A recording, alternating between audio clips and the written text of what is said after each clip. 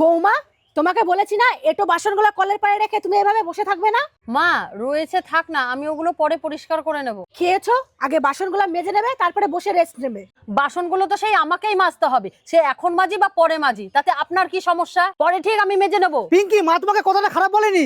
হ্যাঁ, তোমার মা তো ভুল কিছু করেনি, সব ভুল আমি করেছি। আর সব ভুল যখন আমি করেছি আমাকেই কথা শোনাও। দেখো, আমি তোমাকে কথা শোনাচ্ছি না, তুমি একটু ঠান্ডা মাথায় ভেবে দেখো। মা তোমাকে বাসন মাজতে বলেছে, সেটা তুমিই মাজবে, কারণ বাসনে জল নেই, বাসনগুলো শুকিয়ে যাবে, পরে ওটা মাজতে তোমারই কষ্ট হবে। আর তুমি খেয়ে বাসনগুলো ওখানে রেখে এসছো, সব বাসনে তো ঠিকঠাক জল লেগে নেই, আর সেটা শুকিয়ে গেলে মাজতে তো তোমারই কষ্ট হবে। আর মা তোমাকে সেই কারণেই বলছে বাসনগুলো মেজে নিয়ে তারপরে রেস্ট নিতে। আর সেই কারণেই বড়রা শাসন করে সবসময় রাগ দেখানোর জন্য নয়, আর কিছু কিছু তোমার ভালোর জন্যই বলে। তার জন্য তোমাকে আমি বুঝিয়ে বললাম মা তোমাকে বাসনটা কেন মাজতে বলেছিল। তারপরেও যদি মনে হয় আমি তোমাকে কিছু ভুল বলেছি বা তোমাকে আমি কথা শুনিয়েছি, তাহলে তোমাদের মধ্যে আমি আর আসবো না। আর শাশুড়ি আর বৌমাকে দুজনকেই বোঝা উচিত, তাহলে সংসারে আর কোনো গন্ডগোল হয় না। তুমি ঠিকই বলেছো গো, আমার সত্যিই ভুল হয়ে গেছে। আমি এক্ষুনি গিয়ে বাসনগুলো মেজে নিচ্ছি।